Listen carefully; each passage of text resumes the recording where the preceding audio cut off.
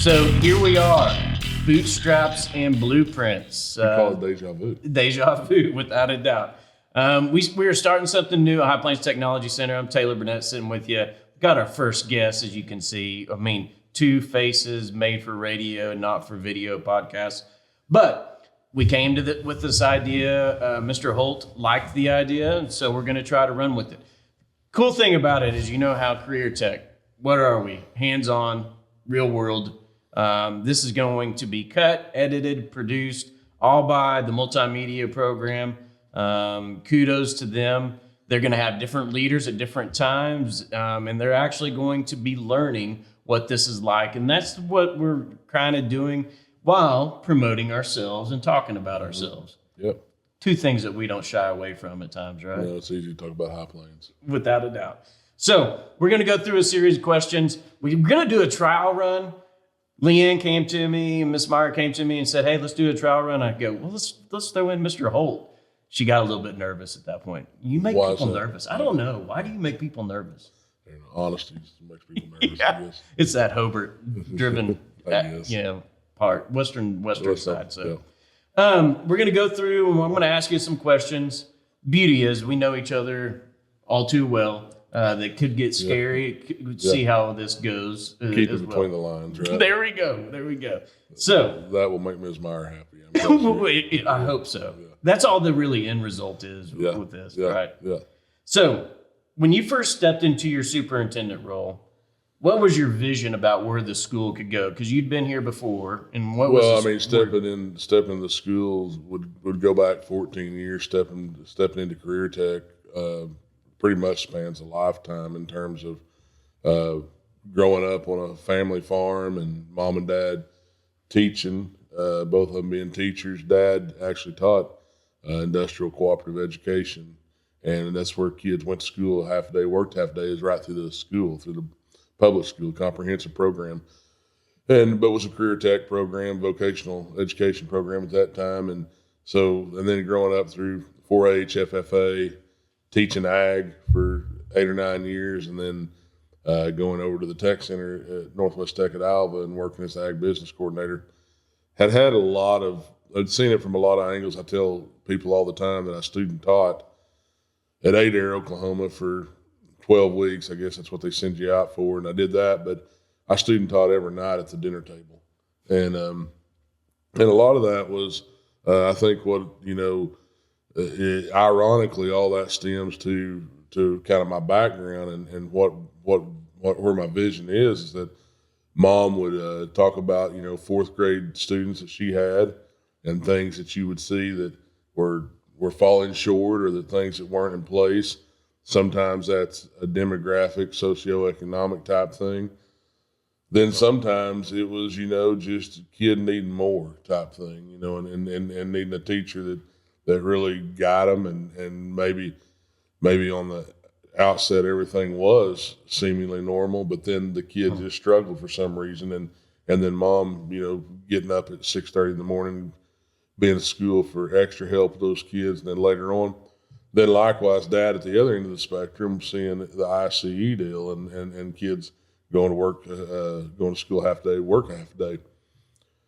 I guess it was in the middle of those two bookends that really created my vision, and that was a 6th grade tech ed class, and went into that class one year. D-Max Corbin, Mr. Corbin was our instructor for that class, and when we went in there the first year, we did.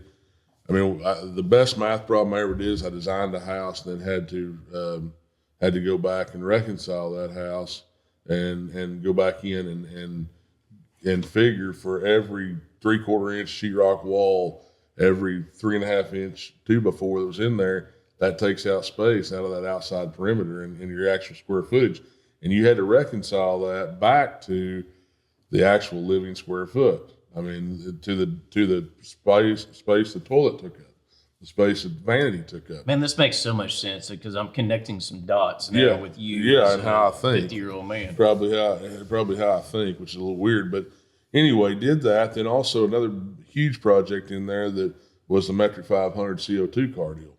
And I don't remember exactly how many grams you could be or ounces or whatever, but whatever the minimum was, I told Mr. Corbin I was going to get it to the minimum. And he said, well, Barclay, I've never had anybody be able to get it to the minimum. And I said, well, have you ever hauled one out? He said, well, we haul them out, but he said, then you get the drag underneath. And I said, well, what if you just reattach that piece? And so he's like, well, you can do it. So I hauled that thing out, got a paper thin around the edges, got all the weight out. I was underneath, but when we put the bottom back on, I think we had to add maybe a little bit of lead, a little bit of BB or something in there to get that, and got it right at the minimum weight.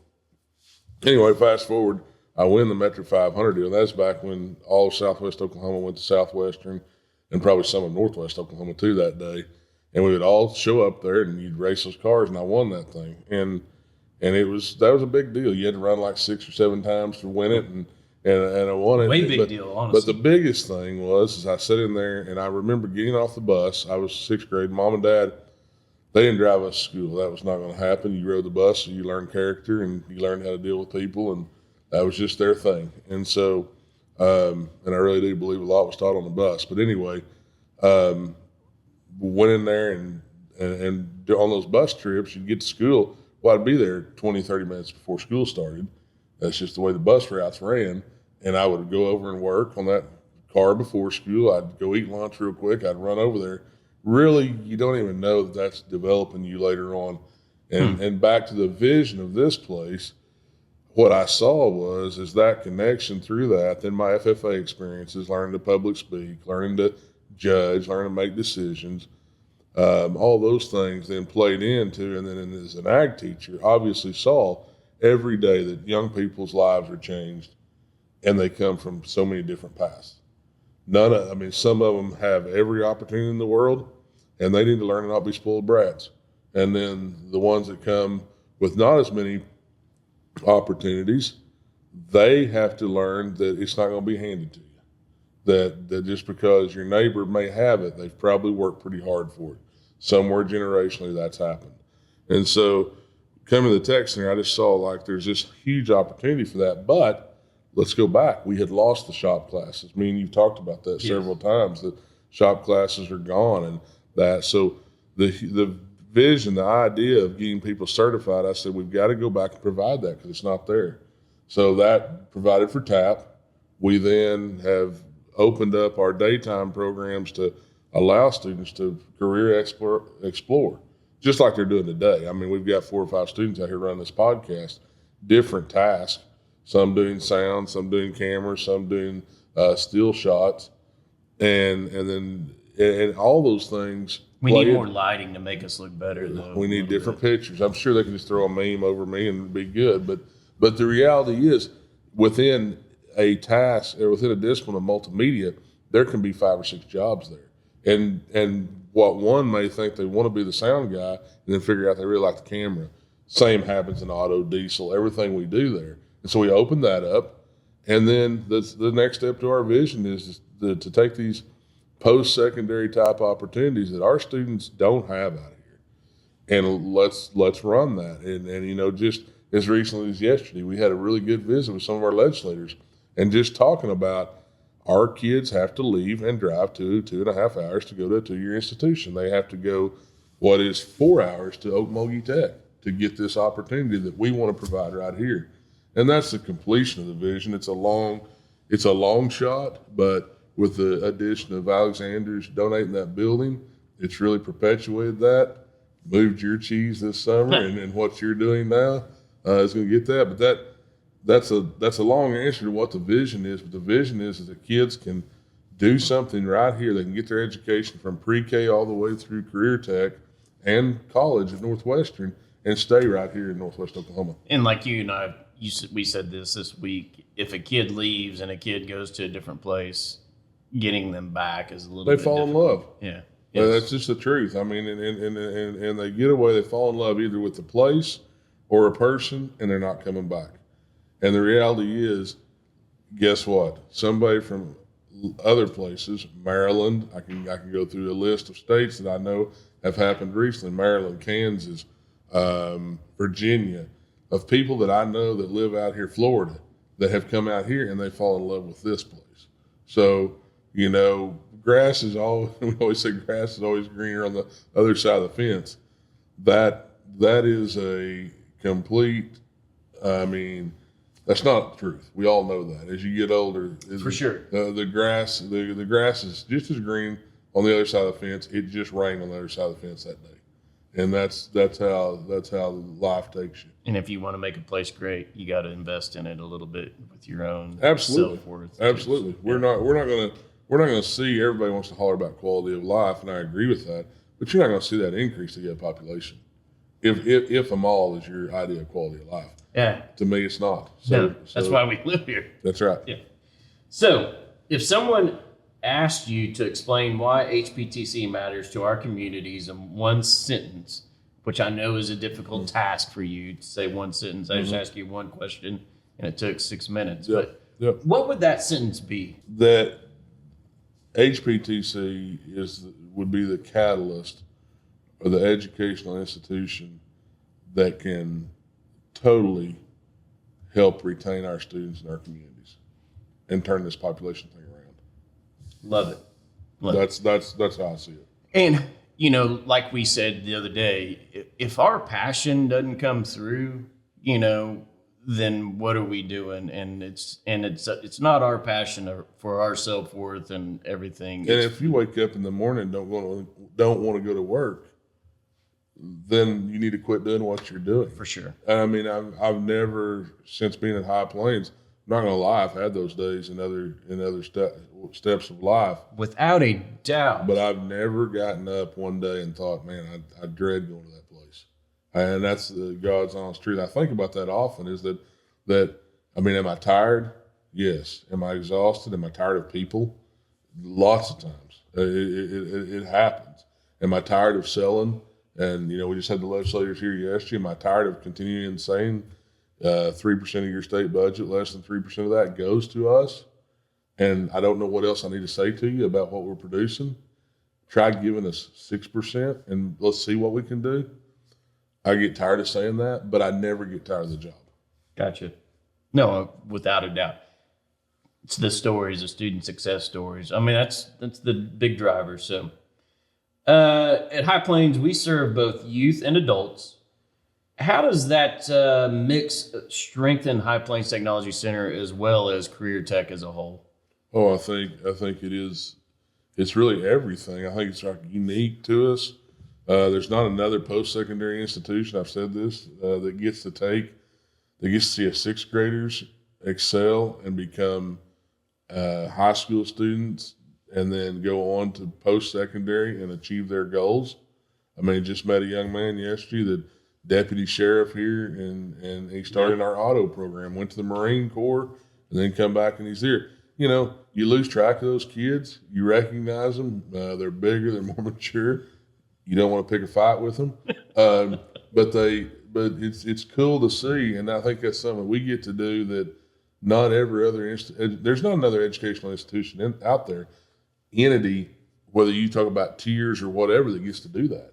And we get to do it every day. I think that's what sets us apart. And, we've talked about it time and time again, and Mr. Hughes had said, hey, we're getting ready to see the TAP wave, and getting to see these students now that are going through the adult process after TAP. Well, and even talk, Taylor, about that with you. Your take on TAP when we started in and where it's in, where it came from. Not to put you on the spot, but you just that's did, what this that's is. fine. But that's what this is about. Yes. I think me and you are open and honest about that. We don't always agree. I told you the other day, we might be the odd couple if somebody put us out there, but talk about that a little bit, how you saw it. Okay. So I'll talk about when TAP first came out, and, I'm behind the scenes and seeing the budgeting process and seeing how much money we are investing of our own money, because I think that's still a misnomer that people don't know. Yeah, I agree. People still don't understand that. It is our money. Right. Yes, we have help with our partnering schools. Yes, we have some help, but we don't have any other help with that. Our ad valorem base, and it comes out of our budget. It's there you go. The money the money's within our budget that we put to TAP. And it bothered me. But as we've gone on, I sit here and I reconnected with, shout out to Coach Jones and Coach Harrington. in shop. And I witnessed what happened with the kids that have gone to TAP that have now seen a direction they want to go because they're getting their hands on even more than I did in just shop. Right. You talk about what you did with everything. We did the same thing. But they're seeing a lot of different aspects that are coming together full circle, and they're finding out what they want to do. Because I think one of the biggest disservices we do is, at 18, you got to figure out what you want to do the rest of your life. You have to figure it out, and if you don't figure it out now, you're a failure.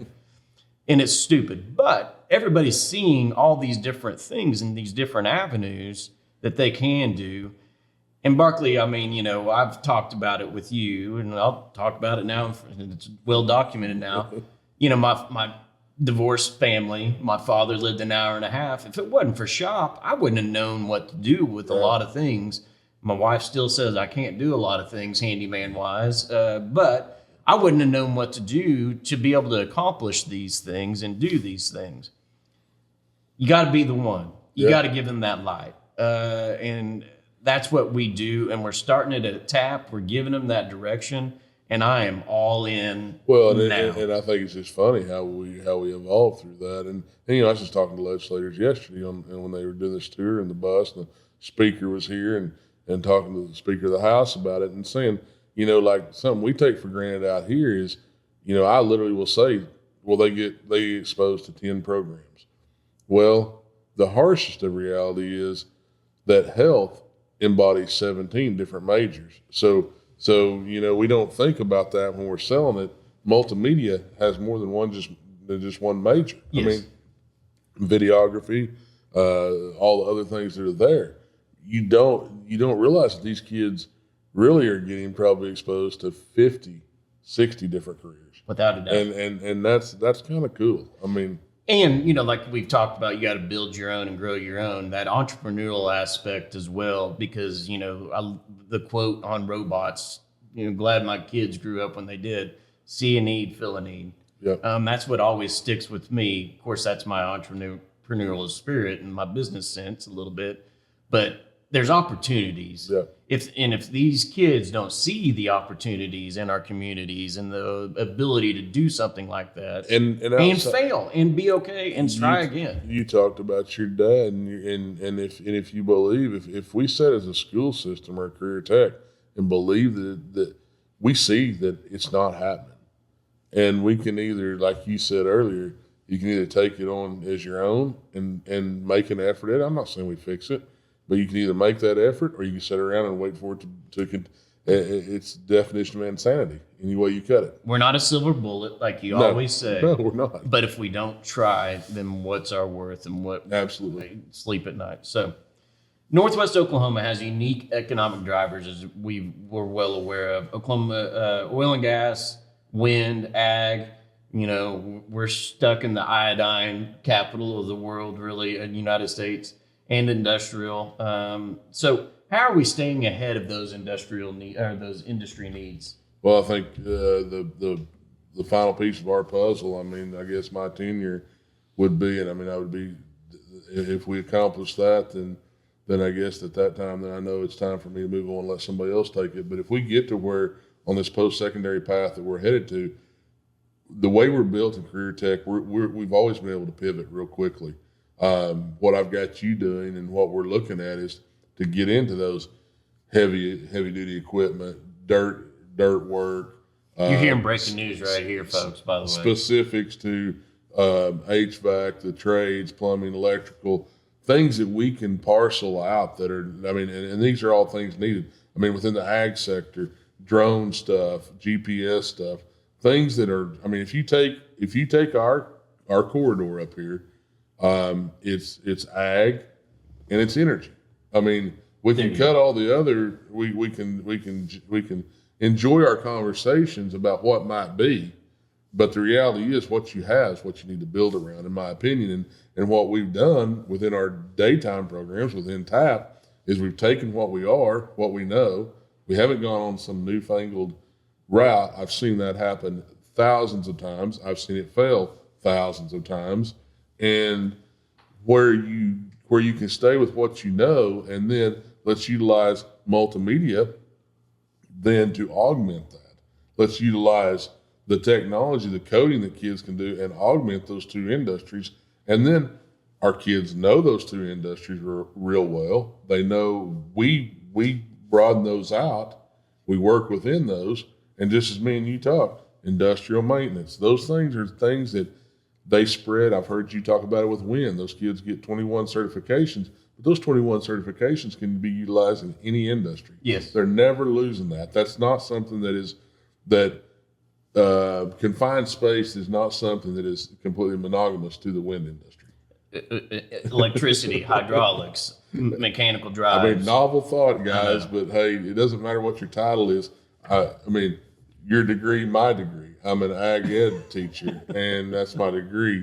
I guarantee if we go take degrees across the spectrum, most people aren't working in their degrees. Outside of engineers and doctors and lawyers, and most of those are econ type degrees or something like that they got towards a pre-law or pre-med or whatever. So, and I love you touched on something that we don't often talk about and we shy away, but Director Haken has done a good job, in my opinion.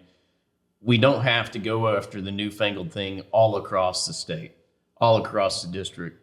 We've got to focus on what we can do and not replicate the wheel if it's not needed to be replicated. Absolutely, CDL being CDL being the star of that. I mean, and it is novel to people sometimes, and you had tried it. Yes. I mean, and hey, one thing we do agree on is that we're going to fail sometimes. We are going to fail. It's going to happen. We're going to take risks that don't work, and we tried the CDL. I hope we continue to fail because it shows growth, because we're going to learn from it. But we're going to fail a few times, and we're going to come out on top, in my opinion. 100% agree on that. Then I think also, if you're teaching kids and they don't see you fail, they don't see any vulnerability. And adults aren't always perfect. Teachers aren't always perfect. Educators aren't. We don't have all the answers. And I think that it's very. And I think to your community, if you walk out there every time and say, "Man, this is a glass house, and we're that," and oh man, I don't think you're well received. I think behind the closed doors, they say, "Well, I don't know what they're hiding out there," but well, I mean, there's no hiding out here. We are attacking it every day. Back to the CDL deal, we tried it; it didn't work. We have a state line item. Statewide program that's funded by the legislature through Central Tech. And nobody thought we would be able to do the amount of classes we're doing. And guess what? We're putting on 6-7 classes a year. We're carrying that banner. Central Tech's a great partner. John Thorpe, Kent Burris, those guys over there, they've just been over backwards to make this work for us. And likewise, we return the favor to them. And then what Tammy has done, keeping those classes filled, I mean, her efforts there, and now we see it going to Beaver County. And, there you go. And hey, guess what? There's some pretty big players in terms of CDL, from Guyman to Liberal, and you're right. And we're gonna answer that call. Love it.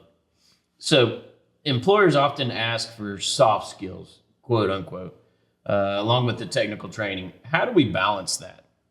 Because it's something you and I have talked about.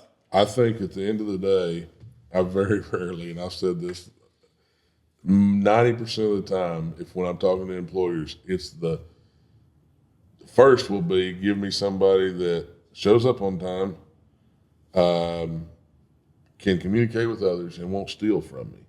That's kind of those soft skill cores. Like, I want somebody that I can give instructions and they can follow it. Things that are right behind you, exactly. Then secondly, they'll talk about the skill and, hey, how can y'all help us with this skill?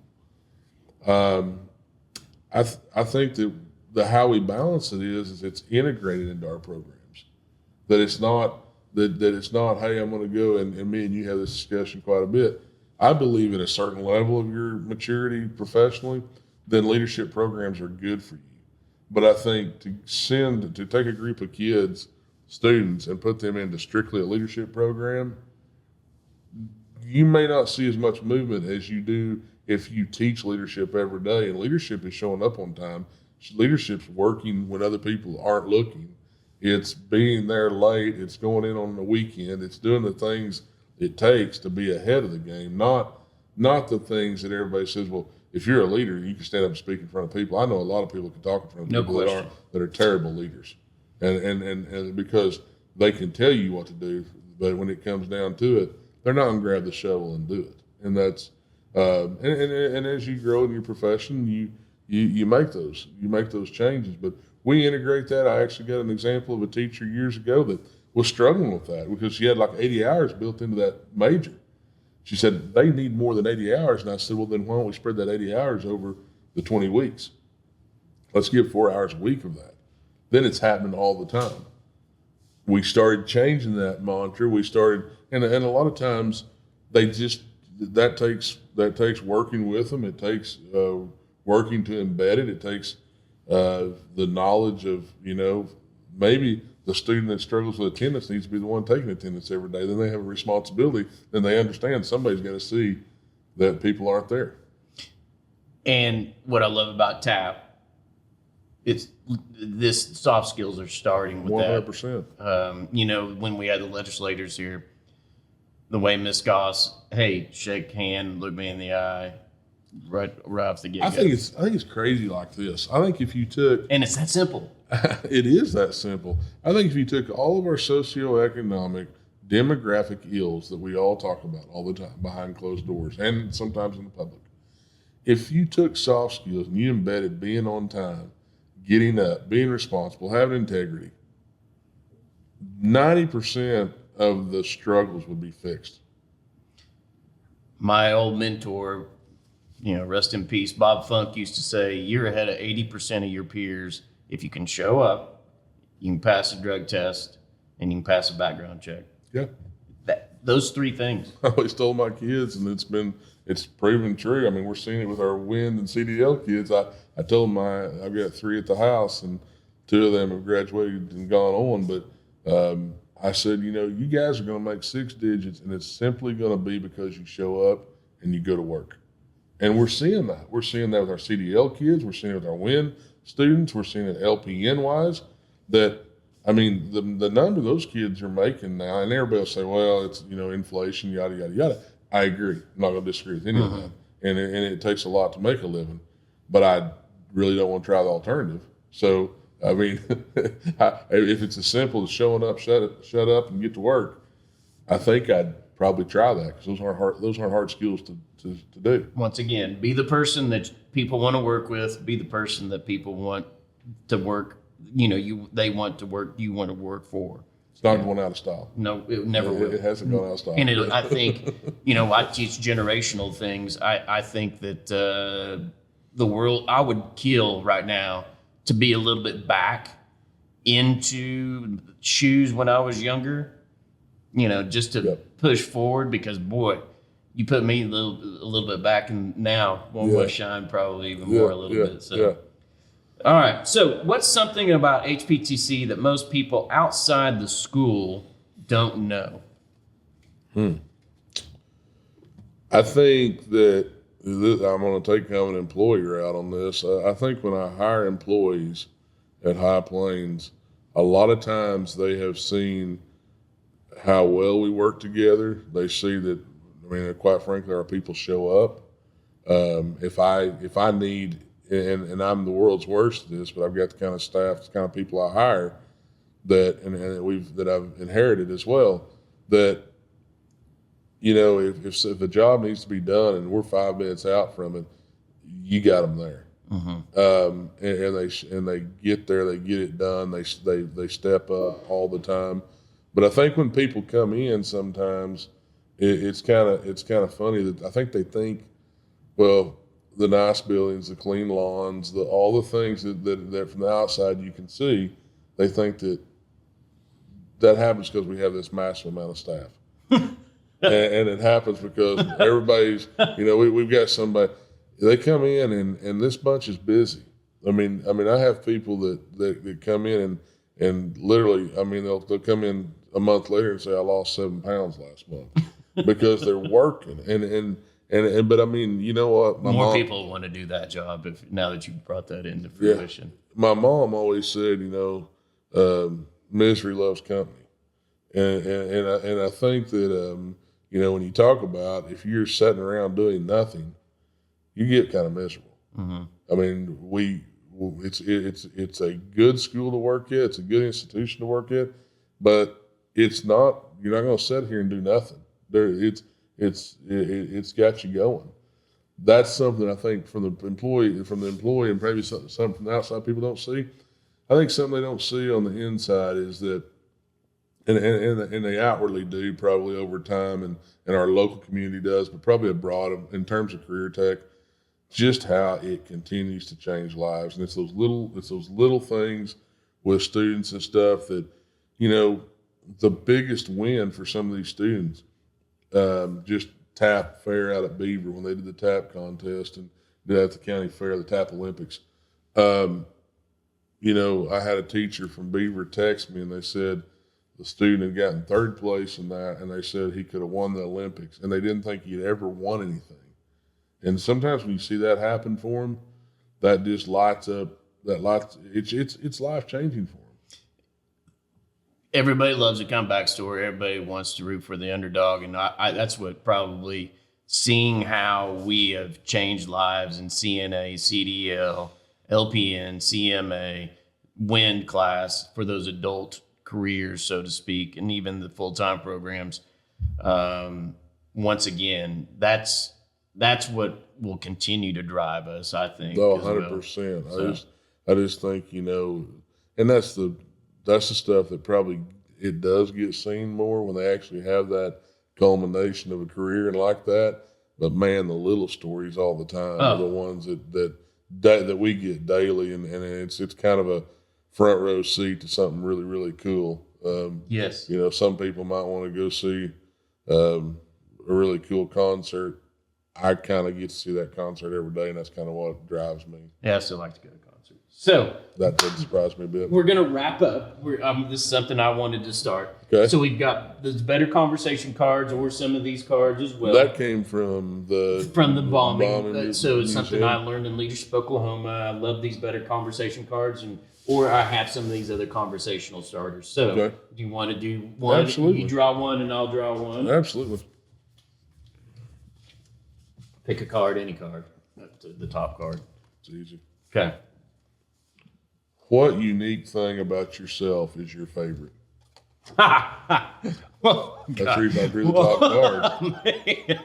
Yeah. Oh. We're gonna see. We're gonna see how much growth. Boy, there's a lot of unique things. I feel like, I think it's probably the combination of the humor, hard work, resiliency. I know that's not that unique, but the people skills that I've incorporated over time, and I think that's probably, and the drive and the motivation. I don't know. That's really not that unique. Let me think. I guess the unique thing that I can do is I can light up the sky and make loud noises with pyrotechnics is about as unique as I can get across the state. But, it's just, man, nowadays I feel like this as well, Barclay. You and I've had this conversation before. I feel like we give up on people, and if they don't fit our narrative, and if they have wronged us in our own mind some way, and I am one that will probably never give up on people unless they do something that really shakes the core of the world. I never ever will, and I don't want to ever lose that. Yeah, I think what's funny about that is I do think that is unique to you, but I don't think people always see that on the front side of you. And then once they get to know that, then you're spot on. It is very, you don't give up. I've always told you, Taylor Burnett is the consummate friend. I mean, never forgets friendships, never walks away from that. Now, he may bite your head off on the front side, and you wonder if he is still a friend, but then in a minute he's patting you on the back, and nobody feels worse about it after he's done. It is but you are the very best friend. Well, thank you. No, it's just maybe it's that child of divorce deal too. I don't know. It could be. Okay. What motivates you to dig deep and be resilient in hard times? You said earlier the underdog, and I mean, I'm pretty strong on the outset, but like in terms of like the underdog thing, I've always it wasn't something that getting to this place in my life professionally and everything else, it wasn't just handed to me. Yes. So I had to work through going as an ag teacher, going through. I mean, you go back to like growing up. It wasn't like mom and dad had this bank account that just funded everything we wanted to do. I saw what they gave up to make sure we could show animals, that we could do whatever we want to do. It still just blows my mind how we did what we did. And then you go on into being an ag teacher, and you know the world. You quickly realize how political the world is, and there are things that happen that probably aren't exactly right, but it is the way the world works. I mean, the right last name, the things like that we all know that nobody wants to talk about, but that are real. And then going forward into this whole administration thing, and I credit so much of this to Dwight Hughes, that whether I'm good or whether I'm bad at this, he has to take full responsibility for giving me the chance, because he was the one that literally said, "Hey, go get your master's. You need to do this."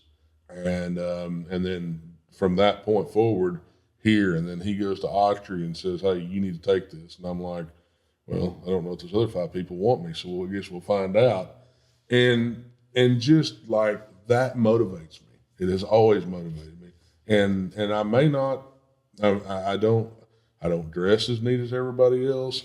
I mean, I'm bald and fat. That's just the way it is. All the things, but every day I get up, I'm trying to figure out how to make it better for this place. And I don't mind. I mean, a week ago Sunday till yesterday evening, it's a long 8 days, very long 8 days for me personally, and had so many things going on. Then we got accreditation coming up next week. But the harsh reality is we get paid to do a job, and I get to do a job that I love doing. So when I get up in the morning, I think, for everybody that has to work to get to where they're at, you don't take that for granted. You get up, you go hard, and you prove to the world that you can get it done. And I will say, you touched on it a little bit. You bring things out. You like to act tough, but there's probably not a kinder soul down deep than Barclay Holt as well. 100%. If you're giving your effort, I'm gonna be behind you 100%. Yes. Yep. Now I'm gonna make you prove that you're gonna there's no doubt, and you better be going 100 miles an hour as well. And I think that's the other transition that you and I have both made, is we want to be on full tilt, knowing that we're at the tail end of our career. 100%. I mean, we got 10, 12, 15 years left. Yeah. We want to set Woodward up. We want to set our counties up. We want to send our school in for the future. And that's wanting to go fast and get it done. Get her done. I keep saying, like, our kids in Northwest Oklahoma, I don't care if they're from Vici, Sharon Mutual, Beaver, Turpin, just name a town. I don't care even if they're not a sending school of ours. I mean, our kids should have and, not or. Yes. I don't understand, and we've constantly sat there and we've been okay with or. And the rest of the world has not been okay with that, and they've been given some of it. We get sent it. You said it yesterday, I think, or you or Rusty won when he was on the bus with those legislators said, that's what you see here is because it's not like the handouts come across. It's not like the grant opportunities get sent this way. So when you see what Kevin's done at Western Plains, it's because when he gets it, it means something to him. He's not just handed $1 million grant every month. No. And likewise, we're not either here. So when we will take it. We will take it. We will take it. Yeah. All right. Well, thanks. It'll be interesting to see where this goes. And thanks for your buy-in for this too. It's awesome. Kids, thank you guys. Students, for what y'all are doing. this is the right way to go about it, and it's something that Taylor had the idea, hit me up, and I was like, heck yeah, we're in. So all right, we'll be doing this monthly, so stay tuned.